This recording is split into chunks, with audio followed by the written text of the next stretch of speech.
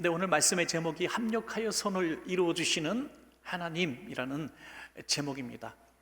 합력 그리고 선, 어떻게 보면은 이게 합성돼서 좋은 결과를 나올 수는 없는 것입니다. 이 합력이라고 하는 말은 그 문자적으로 해석하면 여기저기 흩어있는 힘들을 모아다가 하나로 만든다, 그런 뜻을 가지고 있습니다.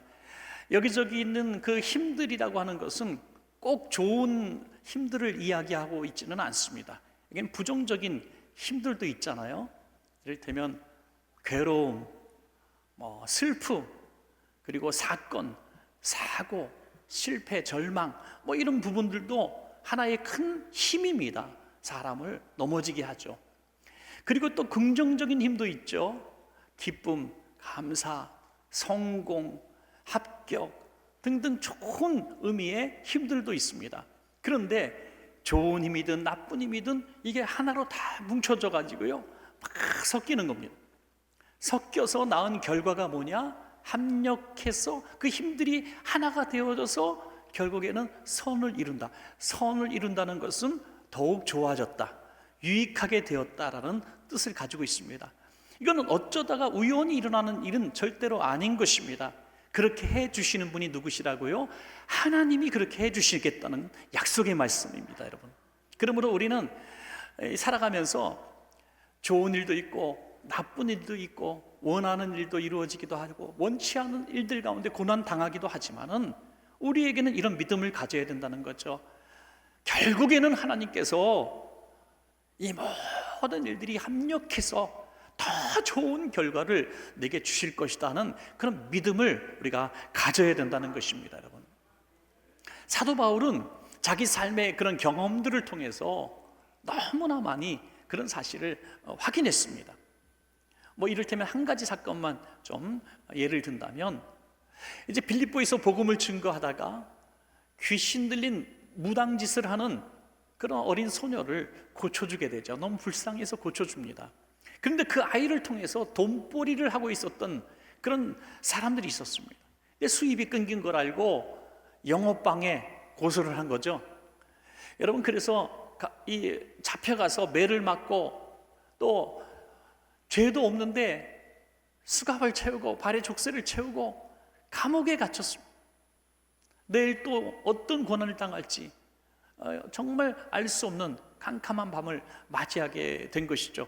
여러분, 귀신 들려 고통받는 사람을 고쳐줬다는 이유로 매를 맞고 수갑을 채우고 족쇄를 채우고 감옥에 갇힌다?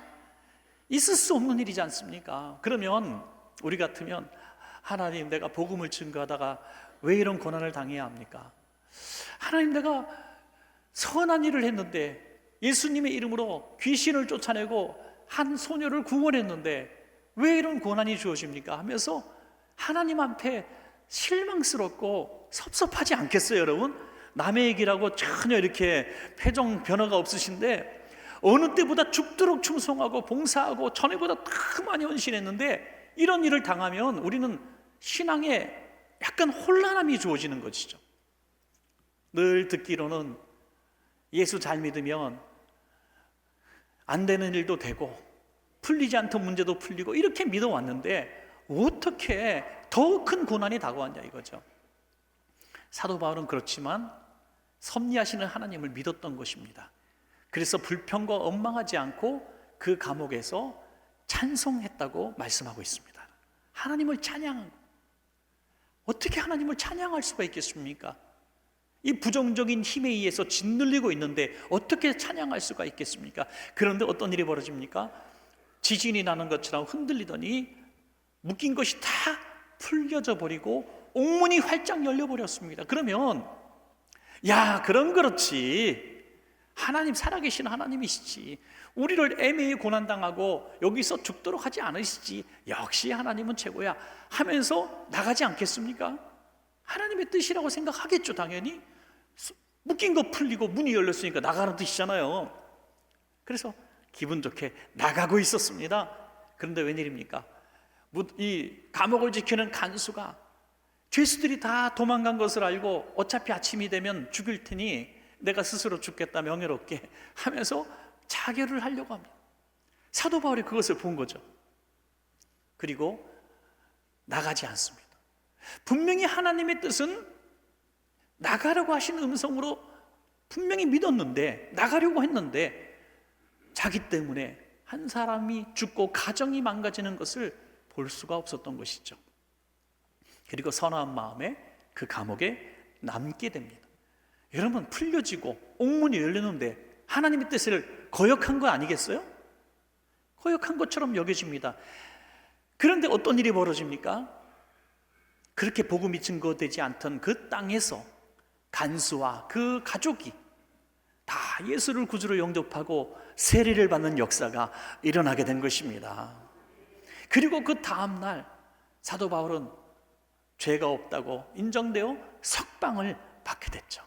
전날 가면 탈옥자가 됐지만 오늘은 당당하게 무죄 석방이 된 것입니다. 그때야 박수를 치며 깨닫게 되는 거죠.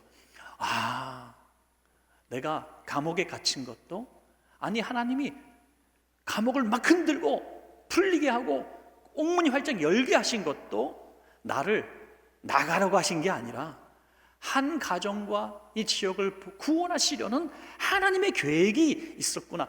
끝까지 가봐야 알 수 있는, 끝까지 순종해야 알 수 있는 합력하여 이루신 완성된 선을 보게 된 것입니다, 여러분. 그러니까 우리는 하루에 한 번 웃다가 또 울다가 막 그러잖아요. 좋은 일이 생기면 야, 하나님 좋으시나, 하나님 따봉, 하나님 최고. 그러다가 탁 돌불에 걸려 넘어져, 딱 머리가 깨져.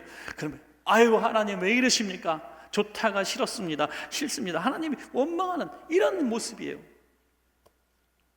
여러분, 우리에게 전화위복이라는 말이 있지 않습니까? 화가 변하여 복이 된다.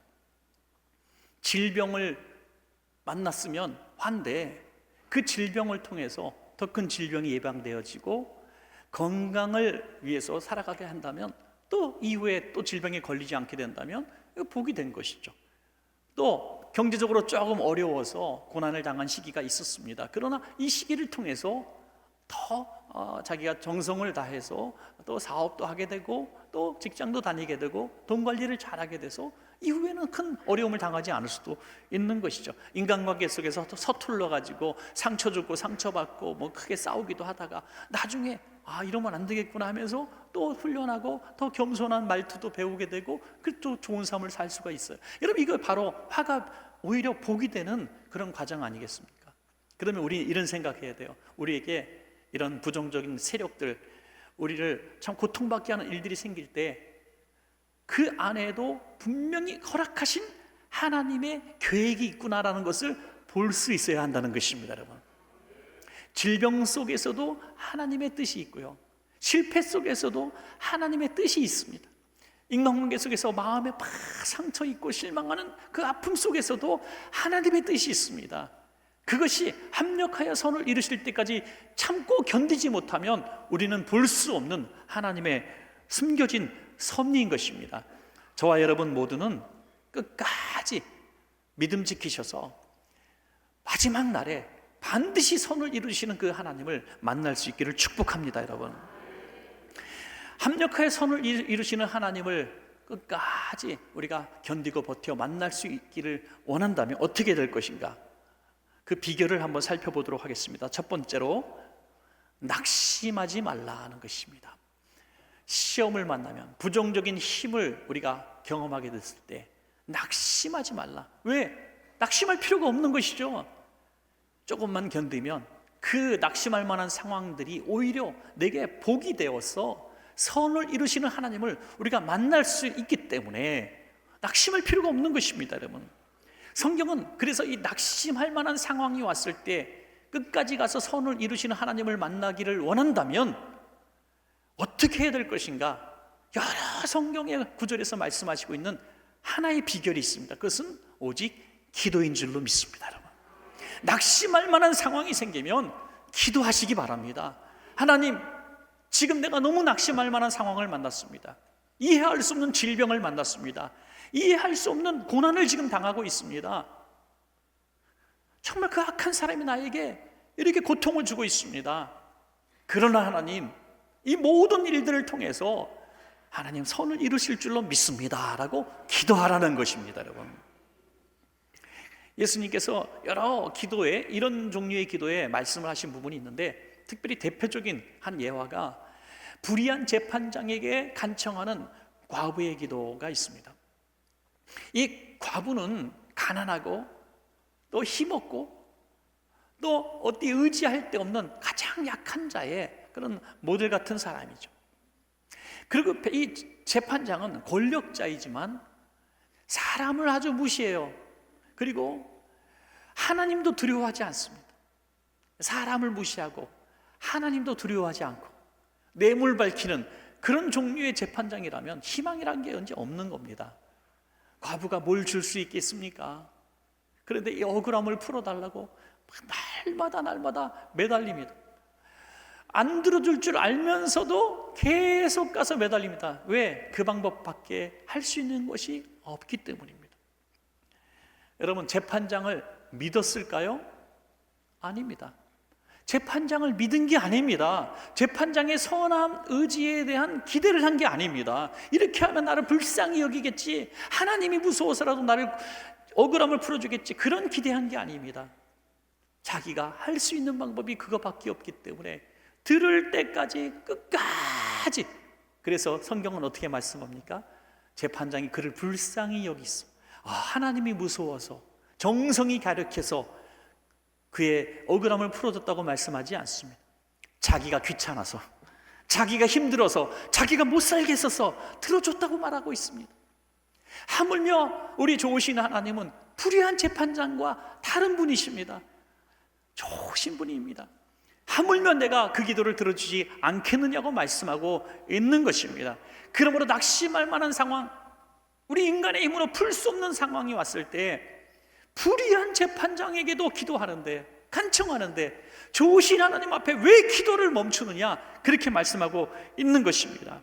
여러분, 우리 이 낙심할 만한 상황, 정말 넘지 못할 산을 만났을 때 우리가 기도할 때 많은 분들이 그렇게 기도하는 것 같아요.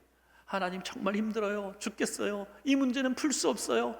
정말 이 문제는 누구도 할 수 없어요. 도와주는 사람도 없어요. 제가 돈도 없어요. 힘도 없어요. 백도 없어요. 막 그러면서 하나님만이 도와줘 달라고 이렇게 기도하는지도 모르겠습니다.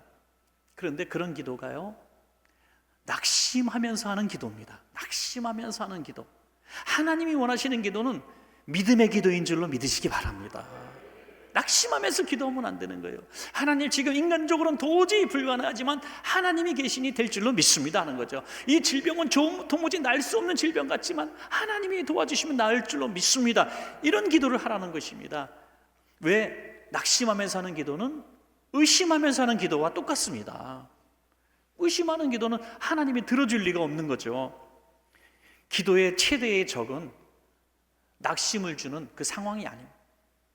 불의한 재판장이 이 과부의 최대의 적이 아닙니다. 최대의 적은 과부 안에서 역사하는 낙심입니다.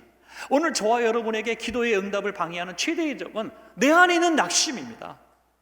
이 낙심이 의심이 되고 결국 선을 이루시는 하나님을 만나지 못하게 하는 장애물이 되기 때문입니다. 성경은 야고보서 1장 6절과 7절에서 이렇게 말씀하고 있습니다. 오직 믿음으로 구하고 조금 더 의심하지 말라.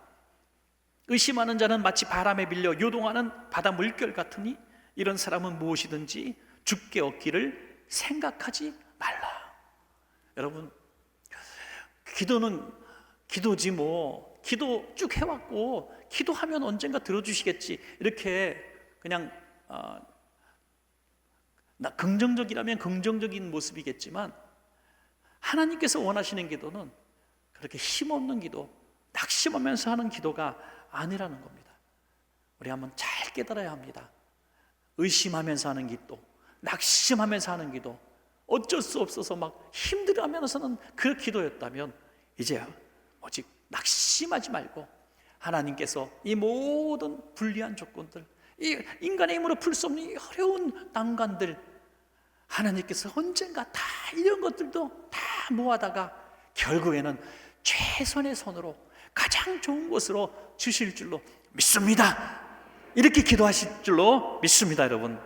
자, 두 번째는 하나님과 동행하라 하는 것입니다. 동행. 끝까지 버티고 견디라는 말입니다, 여러분. 끝까지. 가장 좋은 날은 아직 오지 않았기 때문입니다. 좋은 날이 있고 슬픈 날이 있고 또 좋은 날도 있고 또 슬픈 날도 있고 계속 우리는 그런 경험을 합니다. 그때마다 울었다가 웃었다가 울었다가 웃었다가 하시겠습니까? 아닙니다. 마지막 날 맨 끝에 최종적으로 가장 좋은 결과를 주시는 하나님을 믿는다면 끝까지 견디는 신앙이 필요합니다, 여러분. 그게 포도나무에 붙어있는 가지의 비유가 아니고 무엇이겠습니까? 포도나무 본체에 딱 붙어갖고 몸부림치며 견디고 있는데 비바람이 와도 견디고 있고 열매가 없어도 견디고 있고 막 말라가도 견디고 있는데 언젠가 이 본체가 나한테 열매를 줄 것 같지가 않는 거예요. 본체를 보니까 본체도 다 말라 비틀어지고 자기도 죽을 것 같아. 야, 여기는 희망이 없다, 끊어지자 하고 딴 데로 간다고 희망이 있습니까? 끝까지 버티고 견디고 버티고 견디다 보니까 어느덧 결실의 계절에 꽃을 풀고 내 가지에서 열매를 맺히는 날이 오는 것입니다, 여러분. 합력하여 선을 이루시는 하나님을 믿으신다면 끝까지 견디는 신앙, 주님께 꼭 붙어있는 인내하는 신앙이 있어야 될 줄로 믿습니다. 많은 분들이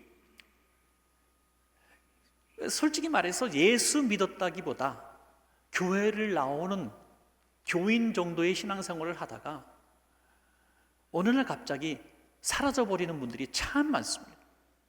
그 이유는 바로 이 세찬 비바람이 왔을 때 끝까지 견디지 못하고 정말 예수 믿어도 별거 없구나, 교회 다녀도 별거 없구나 하면서 너무 빨리 포기해버린 것이죠. 너무 빨리 실망해버리고 교회를 떠나는 것입니다. 그러나 끝까지 견디는 성도는, 믿음 있는 성도는 지금은 비록 힘들지만 좋은 날 주실 거야, 반드시 열매를 주실 거야, 하나님의 뜻이 있으시겠지 하면서 버티고 견디다 보니 하나님께서 좋은 열매 주시는 줄로 믿습니다, 여러분. 그래서 저는 신앙생활 한번 시작해서 굴곡 없이 끝까지 주님 만나는 날까지 하시는 분들 보면 정말 존경스럽습니다. 정말 존경스러워요. 왜 신앙생활하면서 사람들과 교제하는 그래도 이 교회 공동체에서 왜 시험이 없겠습니까? 목회자에게 상처를 입기도 하고 성도들끼리 다투기도 하고 실망하기도 하고 또 내 삶이 공고하고 피곤하기도 하고 열심히 한때는 봉사하고 교사로 찬양대로 또는 헌금도 드리고 막 정말 교회 안에서 훌륭한 사역자로 오랫동안 일을 했는데도 내 가지는 말라가고 좋은 일은 없고 지치고 피곤해요. 그만둘까 하는데 또 부흥회 한다고 또 부흥회 강사님이 신앙생활이라는 건 십자가입니다, 울더라도 가야 합니다, 나는 가리라 주의 길을 가리라, 그렇게 가야 합니다. 그러니까 그래 또 견디고 버티자, 십자가를 짊어지고 또 견디면서 버티면서 이렇게 신앙생활 해오셨습니까? 그게 아니라는 거예요. 반드시 이 모든 일들이 합력해서 최선의 결과를 만들어 주시기 위한 과정이라고 믿으신다면 즐거움으로 견딜 수가 있는 거예요. 그래서 억지로 하는 신앙생활이 아니라 최종 선을 주시기를 믿기 때문에 기쁨과 기대와 감사로 이 모든 일들을 감당할 수 있는 것입니다. 감사한 것은 우리가 그렇게 주님 곁에 붙어 있을 수 있도록 성령님이 도와주신다는 거죠. 로마서 8장 26절에서 27절 말씀입니다. 우리 한번 같이 읽겠습니다. 시작. 이와 같이 성령도 우리의 연약함을 도우시나니 우리는 마땅히 기도할 바를 알지 못하나 오직 성령이 말할 수 없는 탄식으로 우리를 위하여 친히 간구하시느니라. 마음을 살피시는 이가 성령의 생각을 아시나니 이는 성령이 하나님의 뜻대로 성도를 위하여 간구하심이니이다. 아멘. 성령님은 우리 연약함 아십니다. 잘 실망하고 상처 입고 넘어지는 우리를 잘 아신다는 거예요. 그래서 우리 힘으로는 주님께 끝까지 붙어 있을 힘이 없는 거예요. 주님과 동행할 힘이 없는 거예요. 그래서 성령님께서 우리 연약함을 도와주신다는 거예요. 어떻게? 주님 곁에 꼭 붙어 있을 수 있도록 도와주신다는 거예요. 성령님께서 하시는 가장 저는 귀한 일 중에 하나가 우리를 성령으로부터 떠나지 않게 하시는 것, 그것이 참 큰 복인 줄로 믿습니다. 그 하나님이 나와 함께 하신다는 믿음만 가지고 살아가면 우리는 끝까지 견딜 수가 있기 때문이죠. 여러분, 다윗의 생애 중에서 가장 힘들었던 때가 어느 때 같습니까? 다윗은 참 고생을 많이 했죠. 사울 왕에게 쫓기고 억울하게 또 쫓기고 또 죽음의 위협도 많이 당했죠. 그런데 제가 생각해 보니까 아마도 다윗이 가장 힘들었을 때는 사랑하는 아들이 자기를 죽이려고 했을 때, 그리고 왕자리에서 쫓아내고 왕노릇하려고 할 때 아마 가장 힘들지 않았을까. 여러분, 내 생명도 줘도 아깝지 않은 아들, 내 모든 것 줘도 아깝지 않은 아들이 나를 죽이려고 하고 나를 무시하고 쫓아냈을 때 정말 살 마음이 있겠습니까? 더구나 자기가 세운 그 신하들, 믿었던 신하들이 다 아들 편에 서는 거예요. 압살롬 반역자 편에 서는 거예요. 백성들의 마음도 이 젊은 압살롬 마음에 다 마음을 주는 거예요. 그러면 다윗은 얼마나 힘들었겠어요. 나는 정말 잘못 살았구나. 나는 아들에게도 버림받고 신하에게도 버림받고 백성들로부터 버림받았으니 나 같은 거 살 가치가 없구나. 낙심해야 마땅하지 않겠습니까? 그런데 이런 상황 가운데서 다윗은 하나님과 동행하는 사람이란 분명한 증거 한마디를 보여주는데요. 시편 118편 6절입니다. 같이 한번 읽겠습니다. 시작. 여호와는 내 편이시라. 내가 두려워하지 아니하리니 사람이 내게 어찌할까. 아멘. 하나님이 내 편이신데 세상 다 나를 대적해도 나는 두렵지 않다는 거예요.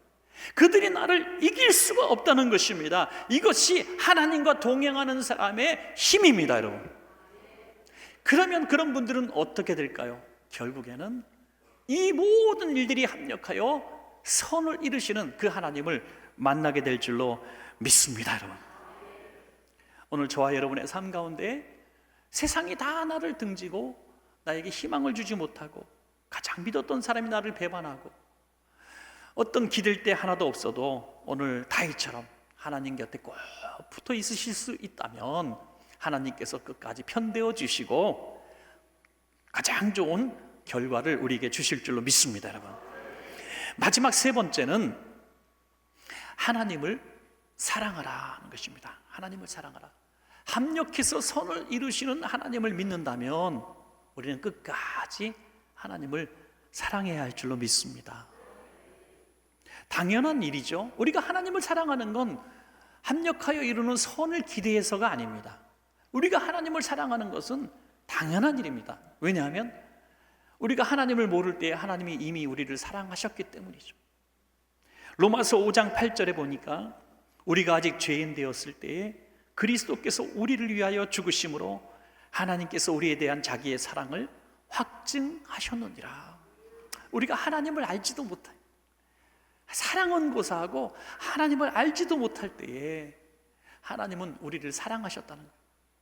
그렇게 살면 우리가 죽기 때문에, 영원히 멸망당하기 때문에 그 사랑하는 아들 독생자를 보내주셔서 우리를 위해서 십자가 지게 하심으로 우리를 구원하신 그 사랑, 이 사랑을 우리가 알기를 원한다는 것입니다. 그런데 우리가 그런 하나님의 큰 사랑을 받았기 때문에 우리가 하나님께 이 사랑을 갚아드려야 되는데, 우리가 하나님을 때로는 사랑한다고 하잖아요. 하나님 구원하신 은혜 너무 감사해요. 나도 그래서 하나님을 사랑해요. 하나님 사랑해요. 내가 하나님 사랑하는데 내가 어떻게 해야 되겠습니까? 무슨 일을 해야 하나님께 내가 사랑을 표현할 수 있겠습니까? 그런 고민도 할 수가 있습니다. 그런데 한번 생각해 봤어요. 부모와 자식 관계 속에서 부모가 자식을 향한 사랑, 자식이 부모를 향한 사랑은 비교할 수 없다는 것을 우리는 부인할 수가 없습니다. 아무리 효도를 해도 부모가 자식을 사랑하는 만큼 사랑할 수는 없어요. 그런데 자식이 말이죠, 엄마 아빠 사랑해요, 절 낳아주셔서 감사해요, 사랑해요, 절 키워주셔서 사랑해요, 막 이뻐해 주셔서 사랑해요, 막 말로 맨날 한단 말이에요. 그러면 그게 사랑하는 겁니까? 아니에요. 효도는 사자성어로 계좌이체.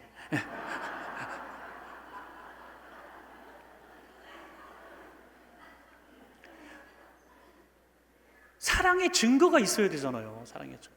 예. 그 사랑의 증거는 부모가 느껴야 되는 거죠. 얘가 진짜 나를 사랑하는구나. 여러분 부모님들 자신 있습니까? 자식들이 셋이라면 셋 이름을 다 하나씩 얘는 정말 날 사랑해. 자신 있습니까? 얘는 나한테 맨날 빼먹으려고만 해. 많은 분들이 자신이 없을 거예요. 그리고 얘기하죠. 내가 자식 잘못 키웠다. 그래서 그 자식으로부터 받고 싶은 부모의 마음이라면 이런 거예요. 정말 부모님이 나를 얼마나 사랑하시는지 철저히 깨닫기를 부모는 원한다는 거죠. 제가 오늘 설교를 준비하면서 가끔 한 번씩 깨닫는 이 깨달음이 생겼어요. 평범하게 자주 있는 일이 아니니까 여러분 기대하십시오. 우리가 평생 신앙생활하면서 하나님을 사랑한다고 말하는데 진짜 하나님이 기뻐하시는 하나님 사랑의 표현이 무엇인가 하는 거죠. 그것은 하나님 사랑 안에 거하는 것입니다, 여러분. 하나님 사랑 안에 거하는 거예요. 하나님의 사랑을 누리는 겁니다. 하나님 사랑에 감사하며 사는 겁니다. 왜? 우리는 어차피 사랑을 갚기는 틀린 인생이에요. 우린 주님을 위해서 대신 죽어드릴 수는 없어요. 주님이 우리를 사랑한 것만큼 우리는 영향력 있는 사랑을 줄 수가 없어요. 그러므로 우리가 주님을 가장 사랑하는 방법은 주님의 사랑을 누리는 거예요. 그리고 그 사랑에 감격하는 겁니다. 저는 이런 깨달음을 가져요. 우리가 주님의 사랑을 날마다 갈급해야 하고 주님의 사랑을 더 누리기를 원하고 주님 감사해요, 주님의 사랑에 고마워요, 이렇게 표현하며 살아가는 것이 주님 사랑하는 것이라고 저는 믿습니다, 여러분. 그러면 어떤 일이 벌어지는가? 로마서 8장 28절 오늘 말씀이죠. 함께 읽습니다. 시작. 우리가 알거니와 하나님을 사랑하는 자 곧 그의 뜻대로 부르심을 입은 자들에게는 모든 것이 합력하여 선을 이루느니라. 아멘. 여기서도 한번 자세히 또 보실까요? 하나님을 사랑하는 자, 하나님을 사랑하는 자, 그의 뜻대로 부르심을 입은 자들. 여러분 이거 조금 우리가 이해하기 어려운 거예요. 하나님의 사랑받는 자, 그의 부르심을 입은 자들, 이래야 맞는 거 아닙니까? 하나님이 우리를 너무 사랑하셔서 우리를 부르셨대요. 우리를 부르셨어요. 하나님이 너무 우리를 사랑하셔서 우리를 부르셨어요. 그래서 다 좋은 것으로 주시겠다는 약속인데 앞에 하나님을 사랑받는 자가 아니라 하나님을 사랑하는 자라 했어요. 우리는 하나님을 사랑할 수 없는데 하나님을 사랑하는 자라고 인정해 주신다는 겁니다. 자식들이 조금 이렇게 하면요, 부모가 너무너무 좋아해요. 너무너무 기뻐해요. 애들이 초등학교 1학년짜리가 학교가 처음으로 카네이션 만들어가지고 처음으로 엄마 아빠 가슴에 딱 달아드리면요, 그렇게 이쁘지 않은 카네이션은 세상에서 본 적이 없이 너무 안 이쁜 카네이션, 제가 색종이를 갖고 한번 콱 눌러도 그거보다 이쁘겠어. 그런 걸 달고 사대문 안을 다 돌아다니십니다. 그리고 조금 커서 애들이 직장 들어가서 첫 월급 타서 엄마 아빠 조그만 선물 하나 향수 하나 사갖고 오면 너무 고마워서 10년 동안 자랑합니다. 10년 동안 향수값에 수백 배를 지불하면서도 받은 사랑만 얘기합니다. 저는 이 본문이 그거 같아요. 하나님을 사랑하는 자가 누구냐? 하나님의 사랑을 마음껏 누리는 자들이 하나님을 사랑하는 자다 있습니다. 로마서 8장에 보면 초대교회 성도들이 당한 고난들이 나오죠. 환난, 공고, 박해, 기근, 적신, 위험, 칼. 얼마나 끔찍합니까? 부정적인 힘, 부정적인 세력들이 강하게 우리에게 지금 공격하고 있어요. 그런데 어떻게 고백합니까? 로마서 8장 37절입니다. 시작. 그러나 이 모든 일에 우리를 사랑하시는 이로 말미암아 우리가 넉넉히 이기느니라. 아멘. 사랑 안에 거하고만 있으면, 우리가 하나님을 사랑을 계속 받는 위치에만 있으면 이 모든 일이 와도 우리는 이길 수가 있다 이거예요. 우리가 하나님을 사랑해서 이기는 게 아니라 하나님의 사랑을 누리면서 이길 수 있다는 겁니다, 여러분, 그러니까 두려워하지 마세요. 나는 하나님을 별로 사랑하지 못했어요. 별로 충성하지 못했어요. 드린 것도 없어요. 신앙생활 연주도 짧아요. 그러니까 하나님 나를 안 도와주시겠죠. 내가 조금 더 지극정성으로 백일 기도도 드리고 조금 더 공로를 쌓고 헌신하며 하나님이 날 그날은 좀 도와주시겠죠. 이런 생각을 하지 말란 얘기예요. 우리는 하나님의 사랑을 받기 때문에, 우리가 뭘 해서가 아니라 하나님이 우리를 사랑하시기 때문에 우리는 결국 승리하게 된다는 것입니다. 그런 마음을 가지고 살아가면 세상 어떤 일을 만나도 두렵지 않고요, 나에게 어떤 고난을 주는 악한 사람을 만나도 그렇게 밉지가 않습니다. 그냥 억울한 누명을 쓰고 회사에서 해고를 당하도 회사에 막 불질러 버린다든지, 그 나를 해고한 그 직원을 평생 미워하면서 테러를 한다든지 그럴 이유가 없는 거예요. 왜? 그 악한 사람을 통해서도 하나님은 결국 나를 더 좋은 결과로 만들어 가시는 그 과정이라는 것이 믿어지기 때문에 그 사람과 상황을 미워할 이유가 없는 거죠. 그게 믿음 아닙니까, 여러분? 요셉이 17살 어린 나이에 형들로부터 죽음의 위협을 당합니다. 그리고 죽이지는 않았지만 노예로 팔려가서 그 어린 나이에 얼마나 많은 고통을 경험합니까? 13살 어린 나이에 집을 그리워하면서 그 거적대기 같은 거 하나 뒤집어 쓰고 거기 잠을 자면서 사람 대우 못 받아가면서 노동을 하지 않았습니까? 좀 살만하니까 누명 쓰고 감옥에 또 들어가서 수년을 있습니다. 여러분, 이거 인생이 얼마나 정말 기구한 인생입니까? 아이고 하나님, 나는 지지리도 복을 받지 못했습니다. 내 인생은 왜 이렇게 정말 눈물과 슬픔뿐입니까? 하나님, 그 형놈들 다 죽여주시옵소서. 아마 그래야 되지 않겠어요? 그런데 한 번도 성경 어디를 봐도 누구를 원망하거나 저주한 경우 한마디도 없어요. 오히려 하나님과 함께하니 형통하였더라 그랬어요. 형통하였더라.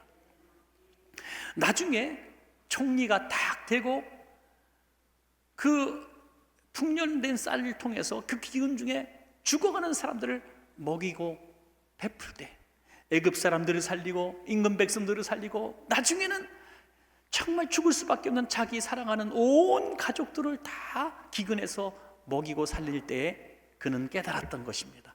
아, 이러려고 나를 이곳에 보내신 거구나.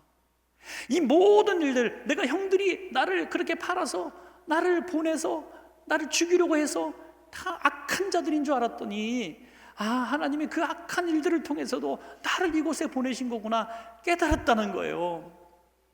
여러분, 이게 정말 큰 사랑입니다.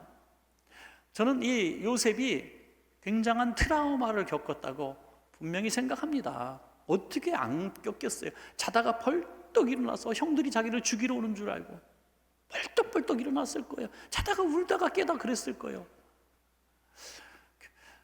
저도 군 생활 조금 했습니다마는 제대하고 몇 년 동안 가끔씩 아직도 군대에 있는 꿈을 꿉니다. 아니, 분명히 제대했는데 신병인 거예요. 아이고, 땀이 쭉쭉 빠지고, 이게 아니야, 나 제대했어. 그리고 눈 팍딱 뜨고. 여러분, 군 생활이 뭘 힘들다고 몇 년 동안 트라우마에 빠져가지고 제대 못한 꿈을 꿉니까? 요셉은 얼마나 힘들었겠어요. 얼마나 힘들었겠어요. 정상적으로 살아갈 수가 없는 거예요. 그런데 총리가 된 이후에 형님들을 봤을 때 이렇게 얘기합니다. 창세기 45장 5절에 당신들이 나를 이곳에 팔았다고 해서 근심하지 마소서, 한탄하지 마소서.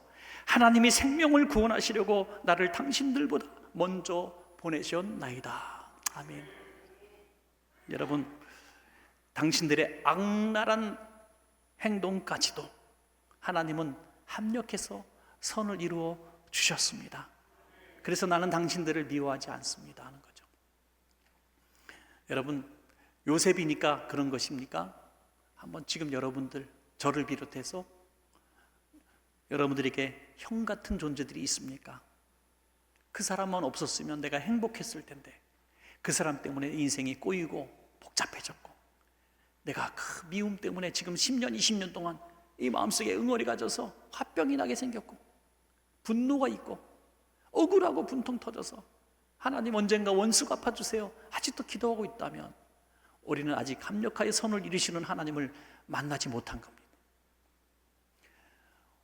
오늘 예배 끝나고 여러분에게 고통을 주고 눈물 나게 하고 여러분들을 정말 수렁에 빠지게 만들고 손해를 끼치고 여러분을 정말 고통받게 만든 그 사람을 찾아가셔서 끌어안으면서 당신이 나를 그렇게 고통스럽게 한 장본인입니다.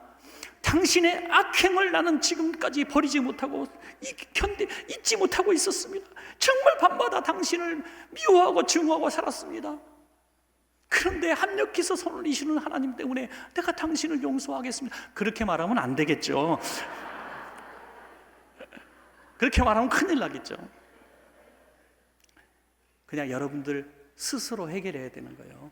하나님, 이 안에 있는 분노, 증오, 미움, 섭섭함, 이 모든 것들 때문에 결국 하나님의 합력의 선을 이루시는 그 선을 가로막고 있는 장애물, 최대의 장애물은 저의 이 마음이었습니다. 하나님, 놓아버리겠습니다. 자유를 주겠습니다. 미워하지 않겠습니다. 악한 자라도 요셉을 판 형을 통해서라도 하나님은 선을 이루신 것처럼 나를 만들어 가시고 나를 치유하시고 나를 통해 하나님 일을 하실 줄로 믿습니다 하는 거죠. 여러분, 말씀을 맺겠습니다. 질병도 있고 고난도 있고 억울한 일도 있고 때로는 좋은 일도 있고 행복한 일도 있어요. 그러나 아직 최종선은 오지 않았습니다.